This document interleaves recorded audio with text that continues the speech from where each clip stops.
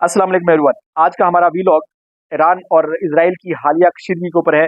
इसके अंदर हम आपके साथ बहुत सारे ऐसे फैक्ट्स रखेंगे जो अभी तक आपने नहीं सुने होंगे।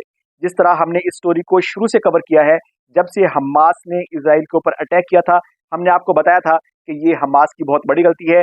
Hamas as a proxy use हो रही है। इसके अंदर जो लूजर होगा या जिसका सबसे ज्यादा नुकसान होगा वो फलस्तीनी होंगे।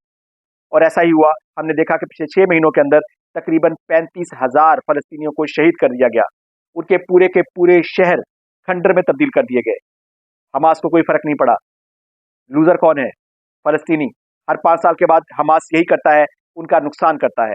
एक्चुअल में जो बड़ी ताकतें हैं उन्होंने ये फैसला कर रखा है कि फलस्तीनियों को डिवेलप नहीं होने देना। जैसे ही वो थोड़े से स्टैब्लिश होते हैं, थोड़ा सा डिवेलप करते हैं अपने इलाकों को, वैसे ही उनको एक मौका फराहम करती है हमास, और दोबारा से उनके इलाकों को तबाह कर दिया जाता है। हमने ये भी आपको बताया था कि बगैर तैयारी के जंग हमारे नबी सल्लल्लाहु अलैहि वसल्लम की सुन्नत के अगेंस्ट है। जब तक आपकी तैयारी ना हो, आप जंग में मत कूदिए। इस दफा हालात थोड़े से मुख्तलिफ हैं।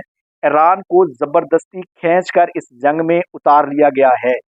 अमेरिका पिछले 10 साल में ट्राई कर रहा था कि वो डायरेक्टली किसी तरीके से ईरान के साथ कॉन्फ्लिक्ट में आए और फिर वो उसके ऊपर अटैक करे, मगर ईरान ने बहुत वाइजली प्ले किया। उसने अपनी ताकत को जमा रखा और वो किसी भी कॉन्फ्लिक्ट के अंदर डायरेक्टली इन्वॉल्व नहीं हुआ था। मगर अब क्योंकि जबरदस्ती उसको इसके अंदर खींच दिया गया है, जिसका जवाब आज उसने दिया है। तकरीबन 100 से ज्यादा ड्रोन्स और बैलिस्टिक मिसाइल्स उसने इसराइल के ऊपर बरसा दिए हैं। और इसके सामने हमें इसराइल का आयरन डोम, जो उसका डिफेंस सिस्टम है, वो बेबस नजर आया है। अगर आप आयरन डोम को थोड़ा सा स्टडी करें तो आपको पता चलेगा कि आयरन डोम के पास सिर्फ 20 मिसाइल होते हैं जो वो इंटरसेप्ट कर सकता है, जिससे वो आने वाले जहाजों को या मिसाइल्स को हिट कर सकता है। अगर आने वाले मिसाइलों और जहाजों की तादाद 20 से ज्यादा हो तो क्या होगा? ईरान ने एक्चुअल में सेम यही किया है। उसने 100 से ज्यादा हथियार इस्तेमाल किए हैं। अगर उसके पास 2 या 3 या 4 उसके पास लॉन्चर्स या उसके डिफेंस सिस्टम्स एक्टिव थे, तो 15, 20, 50, 100 उसने इंटरसेप्ट कर लिए होंगे। मगर जो बाकी 50 होंगे, उन्होंने अपने टारगेट को ठीक ठीक हिट कर लिया होगा। इस तरह से आयरन डोम जो है वो बेबस नजर आया और ईरान ने सक्सेसफुली उस अटैक को सरंजाम दिया। इसके साथ साथ हम आपको ये भी बता दें कि ये जो दो मुल्कों के बीच में जंग होती है, ये जंग उन ममालिक की इकोनॉमीज को चूस लेती हैं। लेकिन कहानी इससे भी बड़ी है, क्योंकि अब बड़ी ताकतें इस जंग के अंदर कूदने को तैयार बैठी हुई हैं। अमेरिका ने खुलेआम ये बात कही है कि हम इसराइल के पीछे खड़े हैं, हम उसका दिफा करेंगे। साथ ही रशिया आया है और उसने कहा है कि हम ईरान के साथ खड़े होंगे। बल्कि वो एक कदम और आगे जाके उसने कहा है कि अगर ये वर्ल्ड वॉर 3 होती है तो इसका स्टेज क्या होगा, इसकी ग्रुपिंग क्या होगी। उसने खुलेआम 4 नाम लिए। उसने कहा कि रशिया, चाइना, ईरान, ओमान, ये एक साइड पर होंगे। अमेरिका, बरतानिया और नेटो कंट्रीज एक साइड पे होंगे। अगर ये इसी तरह से होगा और ये जंग लड़ी जाएगी तो जीतेगा कौन? अगला सवाल ये है। पहले 1 महीने में तो आपको समझ ही नहीं आएगी कि कौन जीत रहा है, क्योंकि सबके पास टेक्नोलॉजी है, सबके पास तबाहकुन हथियार हैं। दोनों ही एक दूसरे पर बरसाएंगे। इंसानियत तबाह हो रही होगी, लेकिन हम अंदाजा नहीं कर पाएंगे कि जंग जीत कौन रहा है और हार कौन रहा है, क्योंकि दोनों साइड पे तबाही एक जैसी ही हो रही होगी। तो फिर सवाल ये है कि ये जंग जीतेगा कौन? उसका जवाब ये है कि ये जंग वो वाला ग्रुप जीतेगा जो ज्यादा देर तक इस जंग में सस्टेन कर सकेगा, ज्यादा देर तक लंबी जंग लड़ सकेगा। और फिर अगला सवाल ये है कि इन ग्रुप्स में से ज्यादा लंबी जंग कौन से ममालिक लड़ सकते हैं। उसके पीछे भी कुछ खास चीजें हैं जो उन ममालिक को इस चीज के काबिल बनाते हैं कि वो लंबी जंग लड़ सके। सबसे पहले उसके नेचुरल रिसोर्सेज। जिन ममालिक के पास नेचुरल रिसोर्सेज ज्यादा होंगे, उसके एनर्जी रिसोर्सेज ज्यादा होंगे, वो ज्यादा देर तक लंबे अरसे तक जंग लड़ सकता है।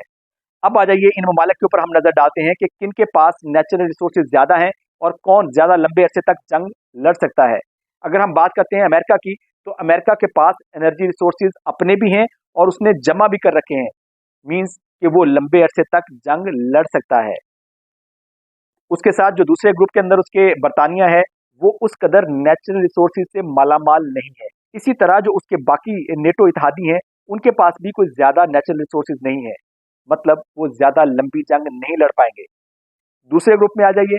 रशिया के पास दुनिया के सबसे बड़े रिसोर्सेज हैं। इवन के सारा यूरोप भी उसी के रिसोर्सेज के ऊपर डिपेंडेंट है, जबकि उसका जो दूसरा अलाय चाइना है, शायद उसके पास रिसोर्सेज नहीं है और वो डिपेंडेंट है बाकी दुनिया के ऊपर, और उसकी सारी इकोनॉमी भी इंडस्ट्री के ऊपर बेस्ड है। मतलब वो दुनिया को माल बेचता है और अपने लोगों को पालता है। वो ज़्यादा अरसे तक जंग नहीं लड़ सकता, और सबसे बड़ा रिस्क भी उसी के लिए होगा, क्योंकि चाइना सी के अंदर अमेरिका जगह जगह पे बैठा हुआ है। वो इसके जो ट्रेड रूट्स हैं वो इनको काट देगा, इसकी ट्रेड बंद हो सकती है।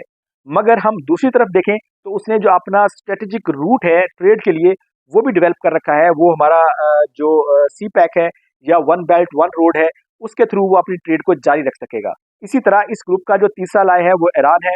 उसके पास भी दुनिया के सबसे बड़े एनर्जी रिसोर्सेज हैं, वो भी लंबे अरसे तक इस जंग में पार्टिसिपेट कर सकता है।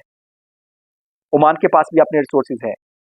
अब तीसरी जो अहम चीज होती है वो ह्यूमन रिसोर्स होता है, कि ह्यूमन रिसोर्स लड़ने के लिए किसके पास ज्यादा अवेलेबल है। अगर हम रशिया के ग्रुप की बात करते हैं तो इसके साथ आपको पता होगा कि क्योंकि एक साइड पे मुस्लिम कंट्रीज हैं, दूसरी साइड पे इसराइल है, तो मुस्लिम कंट्रीज के 57 कंट्रीज हैं और उनकी 2 अरब के करीब आबादी है। इस 2 अरब की आबादी में से 1 अरब की आबादी वाले वो ममालिक हैं जो डायरेक्टली पार्टिसिपेट कर रहे होंगे। और आपको पता है कि मुसलमान जो है हर वक्त जहाद के लिए तैयार रहता है, तो एक बहुत बड़ा ह्यूमन रिसोर्स इस ग्रुप के पास हर वक्त दस्तयाब होगा, जो हर सतह पर, हर लेवल पर लड़ने के लिए हर वक्त तैयार होगा। दूसरी साइड पर जो कंट्रीज हैं उनके पास शायद इतना बड़ा ह्यूमन रिसोर्स नहीं है। टेक्निकली अगर हम देखें तो जो रशियन ग्रुप है वो जीतता हुआ नजर आ रहा है। अब अगले सवाल पे आ जाइए कि अगले 10 सालों में दुनिया के ऊपर कौन राज करेगा। अभी एक ही सुपर पावर है जो कि पिछले 10 सालों में काफी कमजोर हो चुकी है। हम आपको बता दें, आप ये चीज नोट कर लीजिए, अगले आने वाले वक्त में दुनिया में 3 सुपर पावर्स होंगी। उसमें रशिया होगा, उसमें चाइना होगा और उसके अंदर अमेरिका होगा। ये 3 सुपर पावर्स मिलकर दुनिया को चलाएंगी। नो डाउट इसके अंदर फ्रांस का भी रोल होगा, नो डाउट इसमें बर्तानिया का भी रोल होगा, नो डाउट इसमें इंडिया का भी रोल होगा। मगर सुपर पावर्स जिनके कहे के ऊपर दुनिया चलेगी या ग्रुपिंग हुआ करेगी वो ये 3 कंट्रीज होंगे और दुनिया में काफी बैलेंस आ जाएगा। अस्सलाम वालेकुम।